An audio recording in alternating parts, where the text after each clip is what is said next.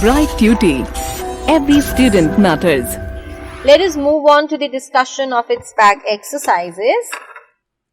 So he lived in a tiny cottage all by himself, and every day he worked in his garden. In all the countryside there was no garden so lovely as his. Sweet William grew there, and gilly flowers and shepherd's purses and fair maids of France. So, who is he referred to here? He refers to Little Hans. What was his most distinguishing quality? What was the quality of Little Hans for which he was known by the people?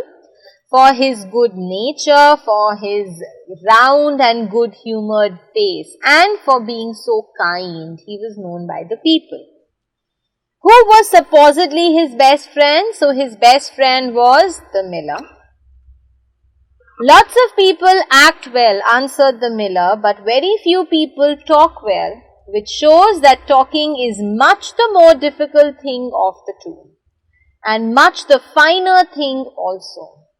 He looked sternly across the table at his own little son, who felt so ashamed of himself that he hung his head down and grew quite scarlet, and began to cry into his teeth. So why was the miller's son ashamed of himself? The miller's son was ashamed of himself because he had suggested his father that they should invite Little Hans over to their place during winter so that he could have a comfortable stay.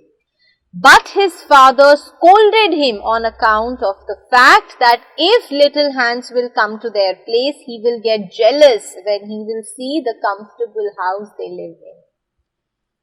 Was the miller justified in making his son feel ashamed? Did the miller do the right job? No. The miller did not do the right thing because the son was right. What the son was speaking was the truth, and the miller should have listened to the son. Do you agree with the miller that talking well is harder than acting well? Do you think so? Again, I think we all will agree with it, that the answer is no. Talking well is far, far easy as compared to doing something good for the people. So acting well is more important than talking well. Okay. What did the neighbors think about the friendship between Hans and Miller? So according to the neighbors, what kind of a friendship prevailed between Hans and Miller? So the neighbors thought that their friendship was very strange. Why? Because the miller would come with a basket every day and would never leave Little Hans' house without beautiful flowers or cherries or plums. But Little Hans, in return of it, never received anything from Miller.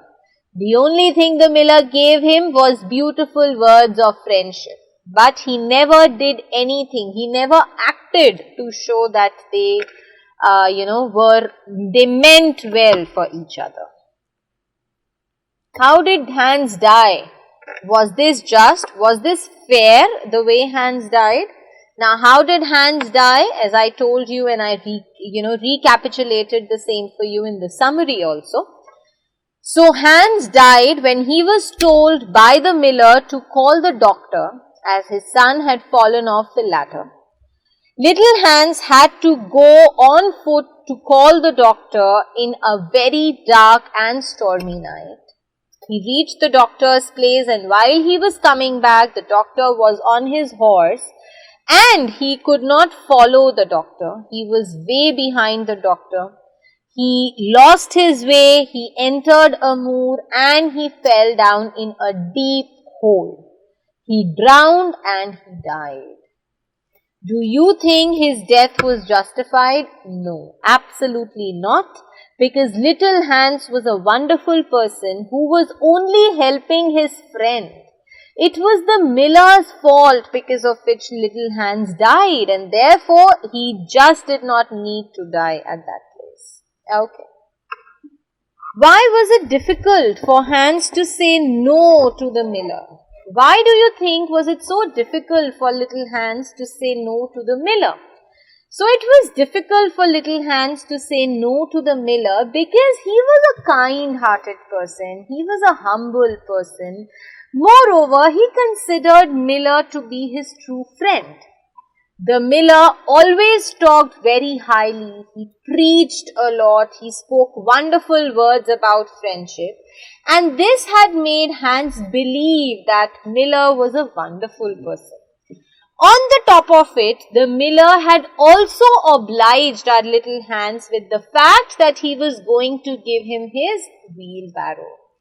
So repeatedly the miller used his wheelbarrow as an excuse to get the things done by little Hans.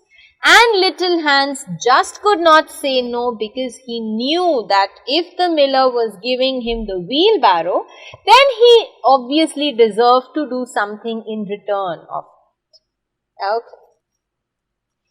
Why are there two sets of characters? Now, as I told you at the very beginning, usually in the fables, when we talk about a fable, the writers use animals as a base character and they narrate a story to the humans and they derive a moral out of the animals. But here it was the other way round. Our author has used animals as the ones who were learning something from the humans. The animals derived a moral out of the acts, out of the behavior of the human beings. And that is why these are the two distinct characters that Oscar Wilde has used in his story. Rather than using animals as a medium of moral, this time he has talked about the ironical, the selfish, the greedy nature of human beings and has derived a moral out of the same. So with this, my dear students, we come to the end of this story, The Devoted Friend. So the entire story has been explained to you well. The back exercises are discussed with you. I hope it is clear to you.